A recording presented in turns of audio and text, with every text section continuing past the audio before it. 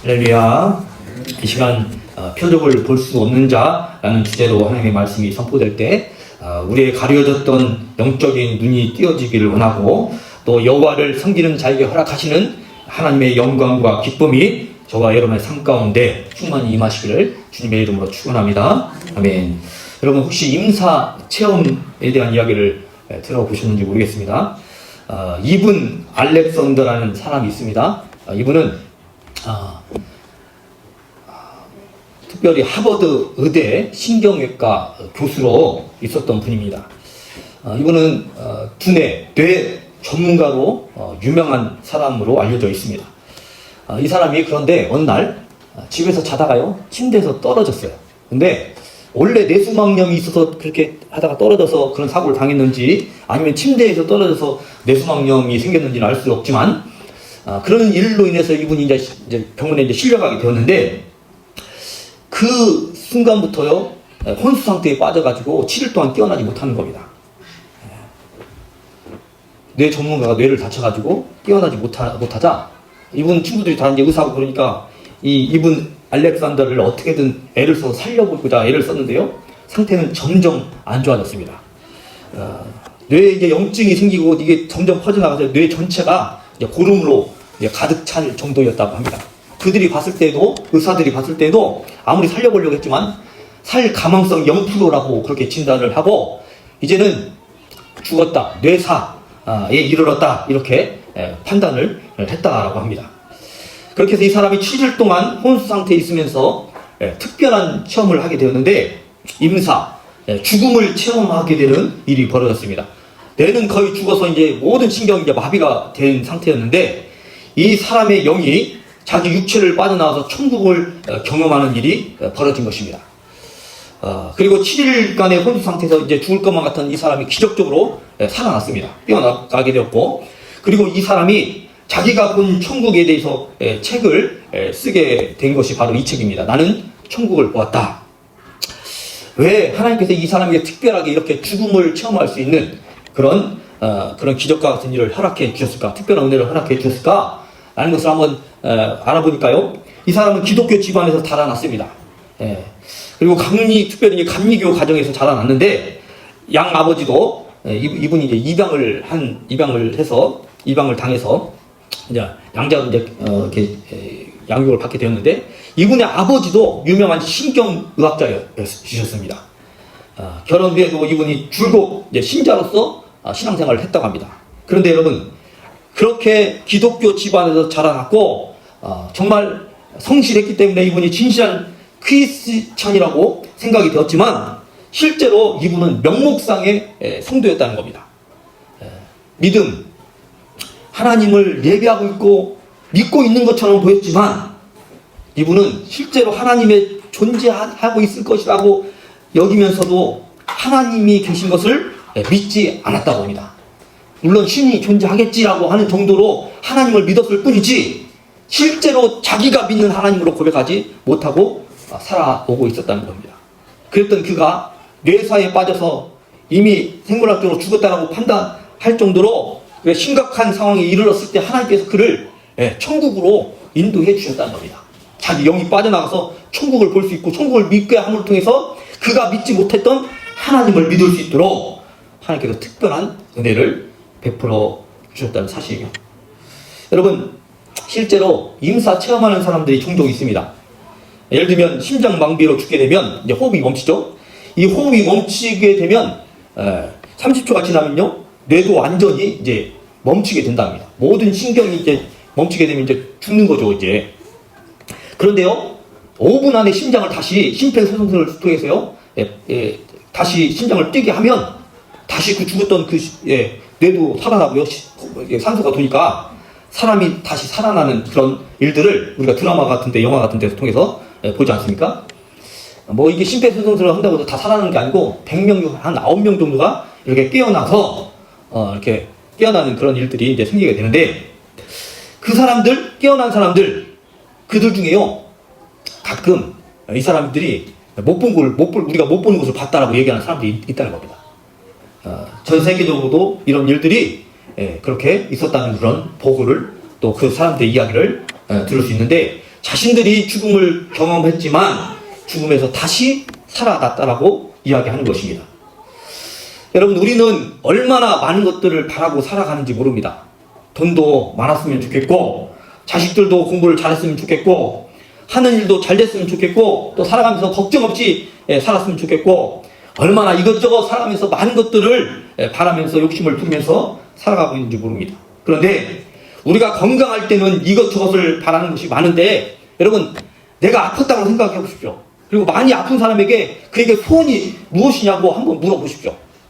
그 아픈 사람은요, 다른 거 다 필요 없고 딱 원하는 소원 한 가지를 말합니다. 그것이 무엇입니까?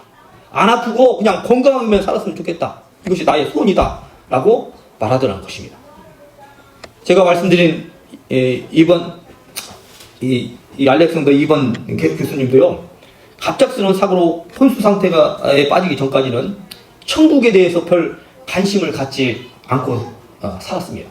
하나님도 안 믿어졌으니까 무슨 천국이에요. 지금 이 삶을 어떻게 하면 더 성공시키고, 어떻게 하면 더 안락하고, 어떻게 하면 이 세상에서 행복하게 살아갈까, 뭐 이런 것이 이분의 고민이었던 것이죠. 여러분, 보통 과학자들이라 하면요, 하나님을 믿지 못하는 경우가 많습니다.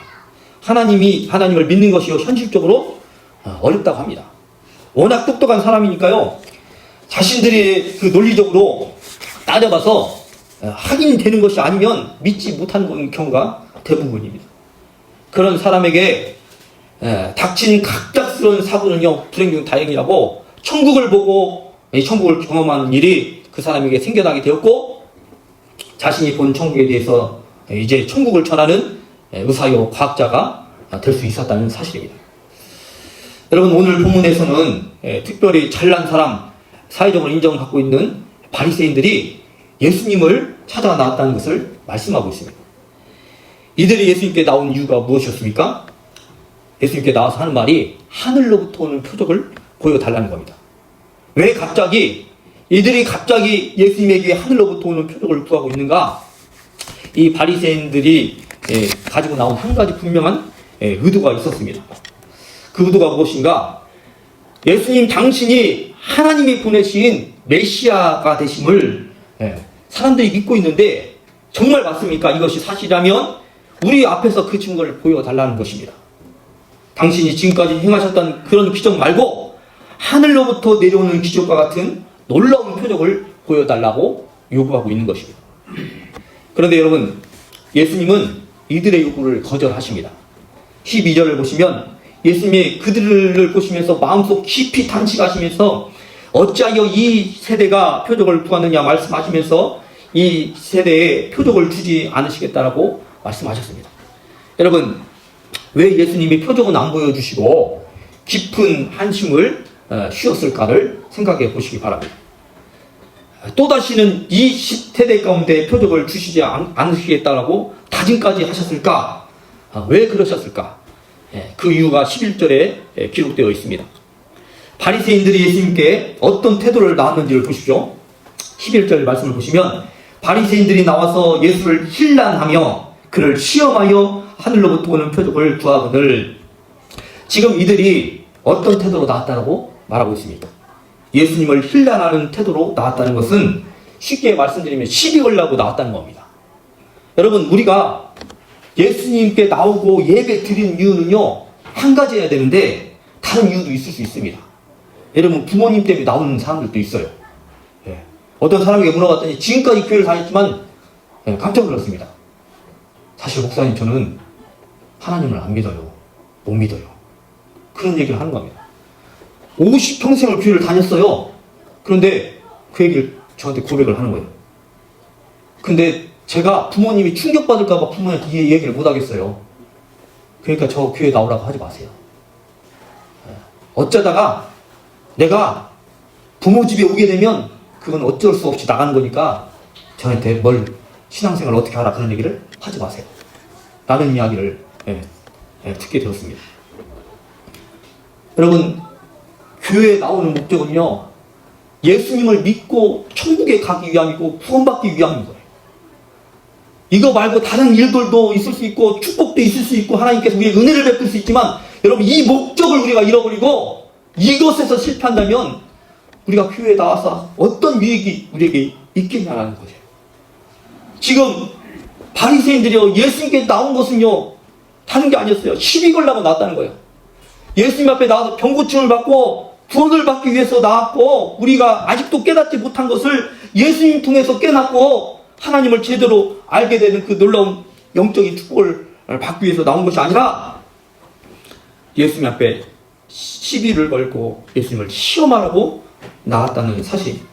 여기서 말하는 시험은요, 마태복음 4장에 보면 예수님께서 40일 동안 금식하고 나서 이 예수님을 사탄이 시험할 때 썼던 그 동일한 단어예요. 예, 시험이 바로 그런 단어입니다. 마귀도 마찬가지죠. 예수님을 찾아간 것은 이유가 예수님 앞에 경배하고 간 것이 아니라 예수님을 시험하러 갔다는 거예요. 지금 바리새인들도 예수님께 시비를 걸면서 예수님을 곤란하게 하고자 예수님께 나와서 따지고 있는 사람들이 이 바리새인들이었다는 겁니다. 그러니 예수님께서 이들의 마음을 꿰뚫어 보시고 이들의 불순한 태도를 보시고 이들이 믿기 위해서 나온 것이 아니기 때문에 이들에게 표적을 행하시지 않으셨다는 겁니다. 그리고 그들을 예수님께서는 떠나가셨습니다. 13절 보시면 그들을 떠나 다시 배에 올라 건너편으로 가시니라. 왔던 곳으로 다시 돌아가셨어요. 사랑하는 성도 여러분, 예수님은 어떤 분이십니까? 예수님을 믿기를 원하시는 자들에게 표적을 행하시는 분이십니다. 그러나 예수님을 믿지 않으려고 하는 자들에게는 표적을 베푸시지 않는 분이시라는 것을 말씀하고 있다는 사실입니다. 여러분, 우리가 믿으려고 할 때요, 믿을 수 있는 하나님께서 은혜를 주셔요. 그런데 그분에게 관심이 없고 그분을 부르지도 않고 내가 마음으로 진정으로 원하지도 않는다는 것은 하나님이 오셔서 기다리고 있는데 믿을 수 있도록 역사를 하시려고 지금 오늘 또 이 자리에 와 계시는데, 오늘 또 말씀하시는데 내 귀를 닫고 있고 내 마음의 문을 열지 않고 있고 그분한테 내 마음을 드릴 생각, 그 마음 앞에 그분 앞에 내 마음을 통할 생각을 하지 않는 사람들에게는 여전히 이 자리는 은혜의 자리가 아니라 아무런 의미 없는 그런 자리일 수 있다는 겁니다. 예수님이 보실 때 태도가 중요하고 의도가 중요하고 예수께 나온 믿음이 중요하다라고 말씀하고 있는 것입니다. 우리가 오늘 또 성전에 나와서 하나님께 예배 드리고 있습니다. 우리 성도님들은 어떤 태도로, 어떤 믿음으로, 어떤 목적을 가지고 하나님께 예배 드리고 있습니까? 무엇을 위해서 하나님을 믿어야 된다라고 지금까지 신앙생활을 하고 계십니다. 하나님은 진실로 믿기를 원하는 자들에게 기적을 베풀어 주시는 분이시고 또 그렇지 않는 자들에게는 기적을 거절하시는 분이시라고 말씀하고 있다는 사실입니다. 그렇다면 여러분 스스로에게 질문을 해보시기 바랍니다. 과연 나에게 지금까지 살아오면서 어떤 기적이 있었는가를 생각해 보십시오. 어떤 특별한 은혜를 내가 경험했는지 생각해 보십시오. 나에게 하나님의 은혜라고 말할 수 있는 것이 어떤 것이 있었는지를 곰곰이 한번 생각해 보십시오. 만약 하나님의 은혜라고 또 하나님의 기적이라고 축복이라고 고백할 수 있는 것도 그런 것이, 그런 체험이, 그런 기적이라고 말할 수 있는 것이 없었다면 심각하게 내 믿음에 대한 태도가 잘못된 것이 없었는가를 되돌아 보시기 바랍니다. 바라기는 표적을 볼 수 없는 자가 아닌 표적을 볼 수 있는 성도들이 다 되시기를 주님의 이름으로 축원합니다. 예수님께서 배를 타고 다시 건너편으로 가셨습니다. 오셨던 곳으로, 이곳에 오셨을 때는요, 뭐하러 오셨을까요? 그들에게 필요한 것을 채워주시기로 오셨어요. 채워주시기 위해서 오셨어요. 그들에게 뭔가 필요한 것들을 베풀려고 오셨어요.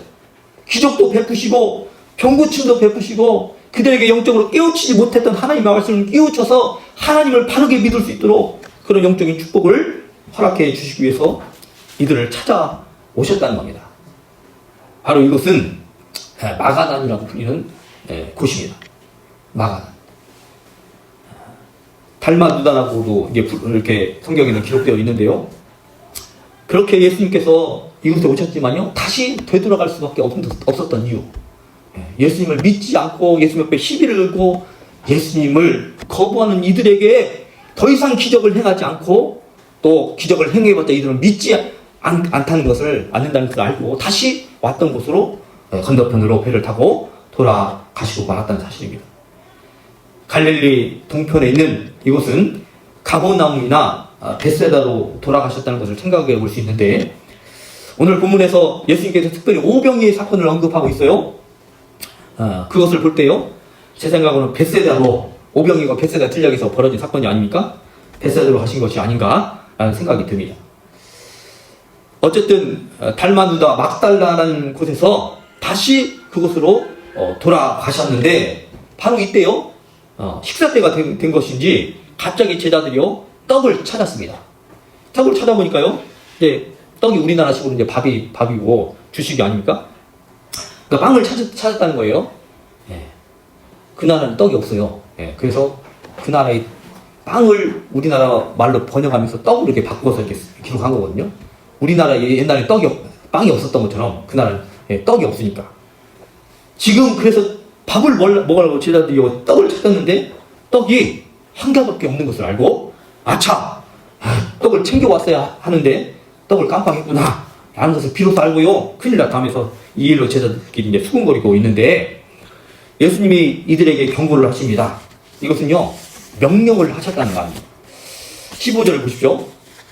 예수께서 경고하여 이르시되 삼가 바리새인들의 누룩과 헤롯의 누룩을 주의하라 하시니, 이 말씀은 바리새인과 헤롯의 교훈, 그들의 가르침을 조심하라, 그런 말씀입니다. 왜 갑자기 제자들이 떡 이야기를 하고 있는데 바리새인과 헤롯의 교훈을, 그들의 가르침을 조심하라고 말씀하고 있는가? 무슨 좀 경우가 안 맞는다는 생각이 드시죠? 그런데 이 말씀은 앞서서 유대인들의 지도자여 율법을 연구하고 율법에 전통한 자라고 말하는 이 바리새인들이 예수님 앞에 나왔음에도 불구하고 이들은 오히려 예수님을 알아보지 못하고 예수님에게 시비를 걸고 시험했다는 것을 가지고 지금 말씀하고 있다는 겁니다. 왜 이들이 하나님의 말씀을 연구하는 자로 누구보다도 율법을 잘 안다고 자부하는 자들임에도 예수님을 알아보지 못하게 되었는가에 대해서 지금 예수님이 제자들에게 이들의 가르침을 조심하라는 말씀을 하고 있습니다. 이것은 예수님이 왜 이들이 예수님을 알아보지 못했는가에 대한 답변을 하고 있는 것입니다. 하나님의 말씀을 잘 지키고 하나님을 잘 믿고자 했던 이 바리새인들이 언제부터인지는 모르겠지만 율법을 잘 지키고자 가르치던 이 말씀과 또 전에부터 가르쳐왔던 그들의 교훈, 그들의 말씀에 대한 해석, 이것들로 인해서요, 이 사람들은 수없이 그들의 가르침이 하나님의 말씀과 동등하게 여기고 그렇게 믿어왔고, 또 유대인들은 이것이 문화와 전통이 되어서 하나님을 믿는 백성은 어떻게 살아야 되는가 라는 것이 고착화되어 오게 되었다는 사실입니다. 그리고 어떤 경우에는 하나님의 말씀보다도 이 바리새인들이 가르쳐줬던 그 말씀을 해석했던 이 말씀과 이 교훈이 더 하나님의 말씀보다도 위에 있게 되는, 하나님의 말씀만큼 그렇게 권위 있게 되는 그런 상황에 이르게 되었다는 사실입니다. 그 예가요, 얼마 전에 우리가 살펴봤던 것처럼 고르반 같은 예라고 말씀드릴 수 있습니다. 하나님께 드림받았다면 이것을 가지고 부모를 섬기지 않는다, 이것이 하나님의 뜻이고 또 하나님 앞에서 옳은 것이다 하고 그렇게 생각하는 것들, 또 안식일에 사람의 생명을 살리기 위해서 예수님이 안식일을 해당해서 치료를 하시는 것에 대해서 안식일에 어떻게 사람을 고칠 수 있느냐고 예수님께 따지고 있는 것들을 우리가 볼 수 있었습니다. 이렇게 하나님의 말씀을 바리새인들이 잘못 해석하는 것이 반복이 되었고, 이제 전통이 돼서 마치 이것이 당연히 하나님의 말씀인 것처럼 그들이 여겨졌던 것입니다. 그래서 이들의 잘못된 말씀에 대한 해석은, 또 말씀에 대한 잘못된 믿음은요, 구약에서 수없이 약속해왔던, 또 말씀하셨던 그 예수님이 이 땅에 오셔가지고 그들 앞에 말씀을 가르치고 기적을 베풀고 계셨음에도 그 예수님을 몰라보고 나와서 시비를 걸고 시험하는 이 바리새인의 모습으로 살게 되었다는 것입니다. 그러면 이들에게 잘못된 가르침을 받은 일반 사람들은 어떻겠습니까? 지금도 대부분의 유대인들은 예수님을 안 믿습니다. 왜 그러냐면 잘못된 가르침을 수없이 들어오니까 그 예수님이 그 땅에 오셨고 그 땅에 같이 33년 동안 동고동락하고 살다 가셨는데 그리고 그들의 눈앞에 그들의 조상들이 예수님이 베푸는 기적을 체험을 했는데도 불구하고 너무나 이들이 잘못된 사상, 잘못된 신념, 잘못된 믿음에 쩔어 있게 되니까요. 그 예수님이 보이지 않고 믿어지지 않게 되었다는 겁니다. 이들은 예수님께서 이런 말씀을 하셨습니다. 소경이 소경을 인도하게 되면 둘 다 구덩이에 빠지는 것처럼 바리새인들의 잘못된 교훈을 따르는 자들은 예수님을 못 믿고 지옥에 갈 수밖에 없다는 것을 말씀하셨습니다. 그래서 예수님이 이런 자들을 향해서요 어떻게 말씀하시냐면 화 있을진저 이 시간에 서기관들과 바리새인들이여 너희는 교인 하나를 얻기 위하여 바다와 육지를 두루 다니다가 생기면 너희보다 배나 더 지옥 자식이 되게 하는도다 라는 말씀을 하고 있는 겁니다. 그런데 왜 떡을 걱정하는 제자들에게 예수님이 바리새인과 헤롯의 누룩을 조심하라고 말씀하고 있는 것인가? 제자들도 지금 자신들의 눈앞에 있는 예수님이 어떤 분이신가를 알아보지 못하고 있기 때문에 그렇습니다. 바리새인들은 예수님을 알아보지 못하고 하늘로부터 온 표적을 우리에게 보여주라고 지금 시비 걸다가 결국 이들을 예수님께서 떠나셨는데, 지금 제자들은 예수님이 어떤 분이신지, 예수님이 하나님의 아들로 오신 전지전능하신 분으로 만약에 알았다면 지금 예수님과 함께 있으면 떡이 없는 것으로 걱정하고 있겠습니까? 그래서 제자들에게 예수님이 뭐라고 말씀하신지를 보십시오. 17절 말씀 보세요. 예수께서 아시고 이르시되 너희가 어찌 떡이 없음으로 수군거리느냐? 아직도 알지 못하느냐? 깨닫지 못하느냐? 너희 마음이 둔하냐? 18절 너희가 눈이 있어도 보지 못하며 귀가 있어도 듣지 못하느냐? 또 기억하지 못하느냐? 그러면서 예수님이 이들에게 행했던 5병이어로 5,000명을 먹이시고 12바구니가 남은 이야기, 또 7병이어로 4,000명을 먹이시고 7광주리가 남았던 이야기를 하시면서 아직도 내가 누구인지를 깨닫지 못하고 아직도 내가 누구인지를 보지 못하느냐? 내가 그렇게 많이 하나님의 말씀을 가르쳤음에도 불구하고 너희가 귀가 있음에도 내가 누구인지 어떤 말씀, 하나님의 말씀을 들려줬는지 이것을 아직도 듣지 못하고 깨닫지 못하느냐? 라고 이들을 책망하고 있다는 사실입니다. 예수님이 앞에서는요 바리새인들을 보면서 한탄하면서 말씀하셨다면, 이번에는 지금까지 예수님을 따라다니고 있는 제자들을 보면서 어찌하여 아직도 나에 대해서 알지 못하고 믿지 못하고 깨닫지 못하느냐라고 말씀하고 있다는 사실입니다. 사랑하는 성도 여러분, 지금 제자들에게는요 떡이 없으니까요 불안하고 염려하고 있는 것을 예수님께서 보신 것입니다. 떡이 없고 있고보다 더 중요한 것은요, 지금 제자들 곁에 예수님이 함께 하고 계신 것이 아니겠습니까? 우리에게 있어서도요 뭐가 있고 없고 우리는 현실을 기반하고 살아가기 때문에 뭔가가 눈에 보여야 되고 손에 잡혀져야 되고, 뭔가 내가 눈에 보이는데 뭔가 잘 되는 것을 자꾸 뭔가를 찾아요. 그래야 내 마음이 편안함을 얻고 내 마음이 안정감이 들기 때문에. 돈이 있어야 좀 옛날에 추수를 하고 겨울을 지내는데 쌀가마니가 방에 쌓여 있어야 든든한 것처럼요, 내가 뭔가가 손에 쥐고 있고 내 인생 가운데 뭔가 할 수 있는 뭔가 능력이 있고 내가 눈앞에서 자녀들이 잘 되는 것들을 보고 봐야 내 마음이 편안해지는 것처럼, 지금 떡이 있어야 떡이 없으니까 제자들이 불안해요, 걱정하고 있고 자기들끼리 어떻게 해야 되냐 막 이렇게 하고 있다는 거예요. 우리에게 있어서 돈이 많이 있다가 없으면 불안하고 걱정하고 그렇게 되기 쉽죠. 건강이 있다가 약해지면요 점점 불안한 생각이 들기가 쉬울 겁니다. 내 주변에 내 인생에게 힘을 주었던 사람들, 의지했던 사람들이 없어지면 참 마음이 괴롭고 허전하고 어려울 겁니다.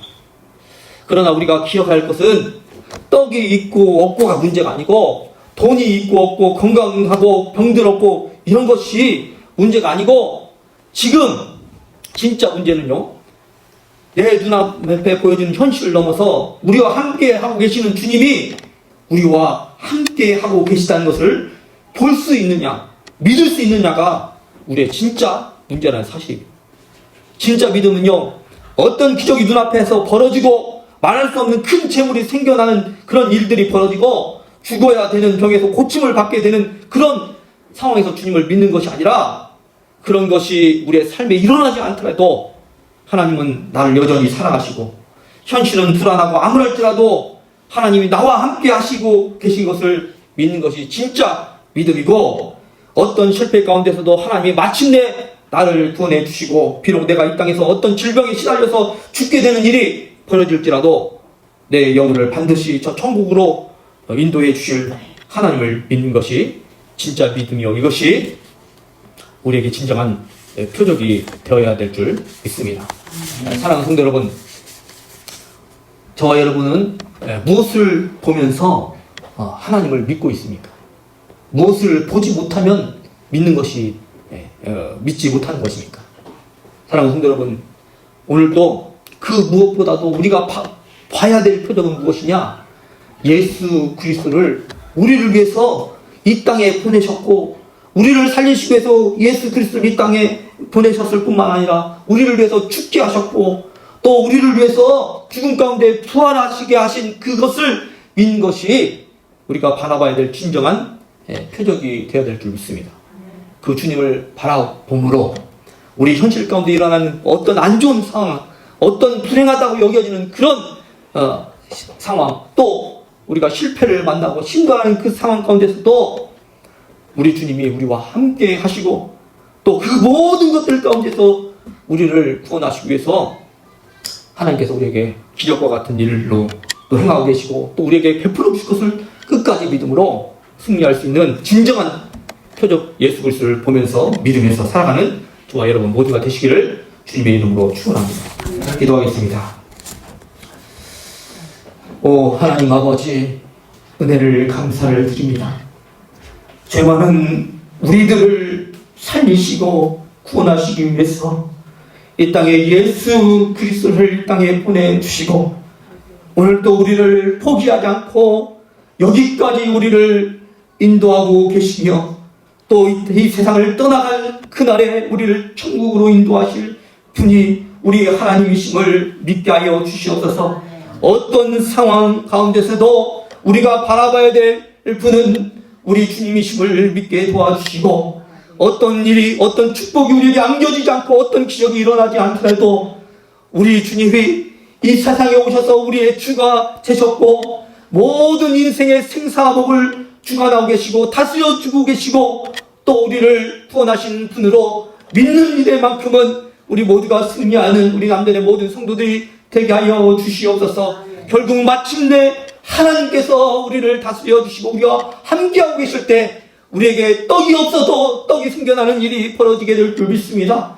돈이 없고 물질이 없고 건강이 없어도 그 모든 것들이 없어도 불안하지 않고 평안함을 누리고, 또한 모든 질병을 이기게 하게 도와주실 줄 믿습니다. 그 하나님을 믿고 살아가는 자들에게 진정한 표적을 허락해 주심을 믿고, 그 하나님을 끝까지 믿음으로 승리하는 우리 남들의 모든 성도들의 삶이 되도록 축복하시고 인도하여 주시옵소서. 감사하고 예수님의 이름으로 기도 올려옵나이다. 아멘.